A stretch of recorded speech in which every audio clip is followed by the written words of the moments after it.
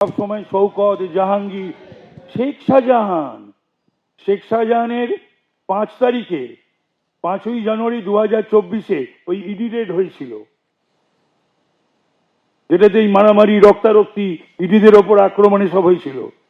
আর তার কিছুদিন পর বিধানসভার অধিবেশন বসে 27 জানুয়ারি 2024।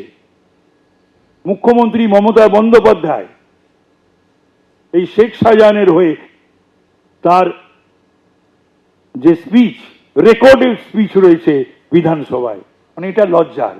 মুখ্যমন্ত্রী 8টার পর বেরোতে নিষেধ করেন, আর শেখ শাহজাহান রাত 12:30 1টার সময় আমার হিন্দু মা বোনেদের ডেকে পাঠান। তার হয়ে পশ্চিমবঙ্গ বাংলার বিধানসভায় শেখ শাহজাহানের হয়ে তিনি রেকর্ডেড স্পিচ রেখেছেন। আপনারা যে কেউ গিয়ে 27 জানুয়ারি 2024 সেই রেকর্ডেড স্পিচটা তুলে নিতে পারেন। এদিকে ফের মমতা বন্দ্যোপাধ্যায়কে নন্দীগ্রাম নিয়ে চ্যালেঞ্জ শুভেন্দুর। আশা করেছিলাম মমতা বন্দ্যোপাধ্যায় আবার নন্দীগ্রামে লড়বেন, কিন্তু মমতা বন্দ্যোপাধ্যায় সেই চ্যালেঞ্জ নেননি। আমি ভবানীপুরে মমতা বন্দ্যোপাধ্যায়কে হারানোর চ্যালেঞ্জ নিয়েছি। নন্দীগ্রামে সভা থেকে হুঙ্কার শুভেন্দু অধিকারী।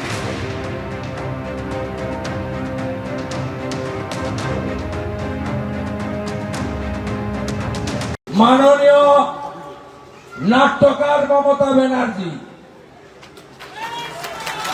আমি চেয়েছিলাম আমার বিরুদ্ধে আবার লড়ুক, কিন্তু তিনি সে ঝুঁকি নেননি। নেড়া একবারের বেশি বেলতলায় যায় না। গতবারে মনে আছে, এইরকম এক গধূলি লগ্নে সন্ধ্যাবেলা এই রাস্তা দিয়ে উনি যাচ্ছিলেন মহারানী।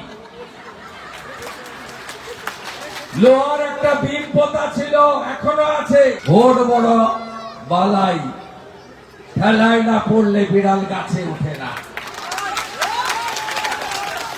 দরজাটা খুলে ফেলেছেন,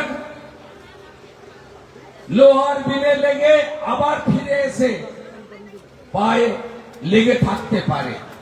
কি নাটক, বাপরে বাপ! ভালো পায়ে ব্যান্ডেজ জড়িয়ে হুইল চিহ্নে ভোট দিন, হুইল চেয়ার চিহ্নে। গোটা রাজ্যের মানুষকে টুপি পরালেন, বিরুলিয়ার মানুষ টুপি পরেনি, কারণ তারা চোখের সামনে দেখেছে